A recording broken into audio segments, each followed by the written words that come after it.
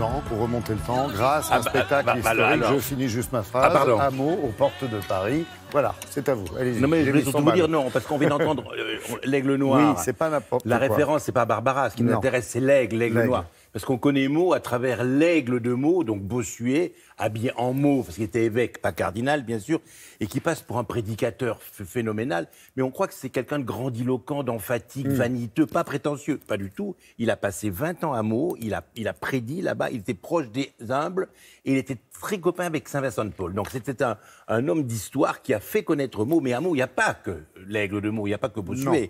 Il y a Marie-Antoinette qui est passée à Meaux, il y a Peggy qui est passée à Meaux, il y a les Vikings qui sont passés à Meaux, qui ont envahi Meaux. Certainement. Frôler. Donc tout ça pour dire qu'il y a un spectacle qui a été créé il y a 35 ans. Ce spectacle, je crois, vous en avez parlé, et à Meaux, tout le monde parle. Qu'est-ce que devient ce bon monsieur de Vignolas, qui est venu filmer notre spectacle. C'est la vanne préférée d'Henri Parce qu'Albert de Mlaco me l'avait dit, c'est pour ça.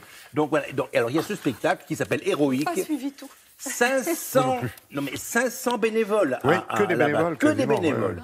3500 costumes, 1000 ans d'histoire en 75 minutes. C'est professionnel quand même. Hein, mais très professionnel. Il y a des chevaux sur scène. Il y a toute une histoire qui est racontée, qui est écrite. Je veux dire, c'est pas n'importe quoi. Ça dure pendant donc 1h15. Et puis il y a tous ces gens qui se changent de costume. Et parce qu'ils le vivent avec passion. Ce sont les gens de Meaux qui racontent leur propre histoire, qui se sont réappropriés. Donc nous sommes allés là-bas. Nous avons rencontré le maire de Meaux, et le metteur en scène du spectacle, Pierre Corbel, Jean-François Copé, qui a repris l'histoire. C'est pas lui qui l'a créé, mais c'est lui qui l'a repris. En avant.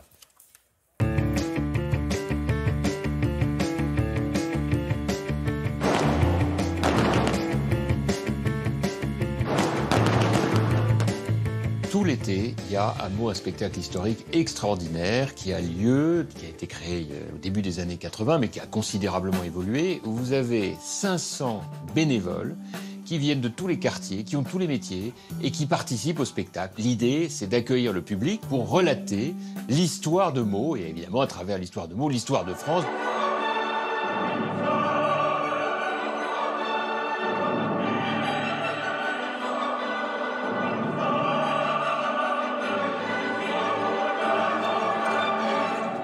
Avec Héroïque, on traverse 1000 ans d'histoire en 75 minutes. Ça va des invasions barbares jusqu'à nos jours.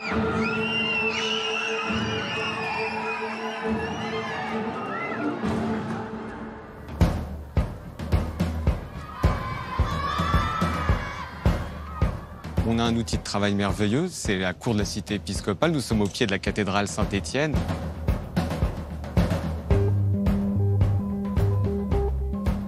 À Meaux, il y a des personnages illustres qui ont vécu, qui ont marqué leur empreinte. Henri IV et la belle Gabrielle d'Estrées, dans des rencontres amoureuses. La ville de Meaux est charmante et je compte bien m'y distraire. Le grand Bossuet, évêque célèbre et qui fut précepteur du dauphin sous Louis XIV. Sans oublier naturellement Victor Hugo, Napoléon Ier. Et puis bien sûr, la guerre de 14-18, puisque la bataille de la Marne a eu lieu à Meaux, à quelques 50 km de Paris.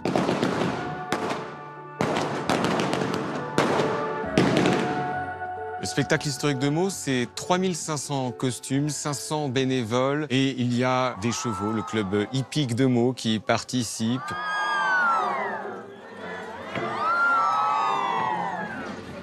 Et puis il y a bien sûr les équipes techniques, les artificiers, accessoiristes, habilleurs, habilleuses. C'est l'aventure vraiment de toute une ville.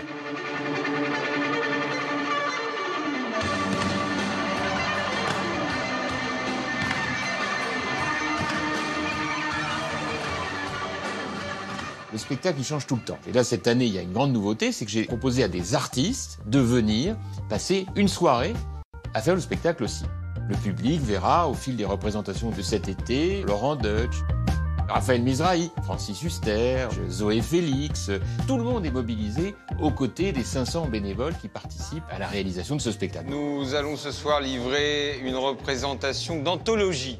Les prisonniers et vikings, n'oubliez pas que cette scène doit toujours être en mouvement.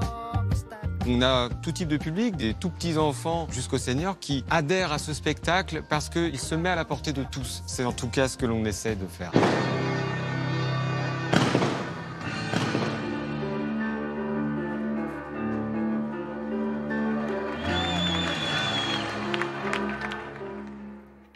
Oui, tout le monde participe, c'est formidable. Et puis on voit tout ce monde rassemblé dans les loges, dans les coulisses. Mais la cathédrale Saint-Étienne, elle sert de loge. Alors, mots et ville d'art et d'histoire, bien évidemment, ça se déroule dans le cadre de l'évêché, de la cour épiscopale, au pied de la cathédrale Saint-Étienne, de la petite chapelle. Et vraiment, on sent que la ville entière est mobilisée. La ville entière chante et danse, jusqu'à l'arrivée du général de Gaulle dans la DS. C'était pas Merci.